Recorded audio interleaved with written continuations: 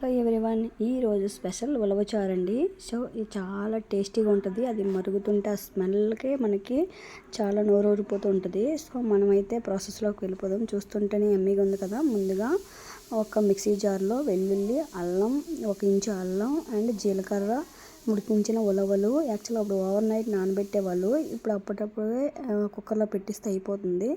ఆ వాటర్ని వేసుకొని, ఉడికించిన వాటర్ని వేసుకొని ఫైన్ పేస్ట్లా చేసుకోవాలండి. చూపిస్తున్న విధంగా చాలా ఫైన్ పేస్ట్లా చేసుకొని నేను ముందుగానే చింతపండు రసానికి నానబెట్టుకున్నానండి. సో ఇప్పుడైతే మనం ప్రాసెస్లోకి వెళ్ళిపోదాం. ఈ పేస్ట్ వేసి చింతపండు పులుసు వేసుకొని బాగా మరిగించుకోవాలండి. మనం పులుసు ఎంత బాగా మరిగితేనే ఉలవచారు అంత బాగుంటుంది. సో ఇప్పుడు చూడండి, మనకి ఎంత కావాలో అంత చింతపండు పులుసు పోసుకొని ఇది బాగా మరిగిపెట్టుకోవాలి. మొత్తం ఆ పేస్ట్ అంతా కరిగేలాగా బాగా కలుపుకోవాలి గరిటెతో. కలుపుకున్నాక ఇప్పుడు ఇందులోన పసుపు అండ్ కొద్దిగా ధనియాల పౌడర్ అవన్నీ వేసి బాగా మరిగించుకోవాలండి. మొత్తం మరిగిన తర్వాత ఫైనల్గా తాలింపు వేసుకుంటే యమ్మీ ఉలవచారు అయితే రెడీ అయిపోయింది. రెసిపీ అయితే చాలా బాగుంటుంది. ఇది పాతకాలం వంట అండి, ఇప్పుడు చాలామందికి తెలియదు.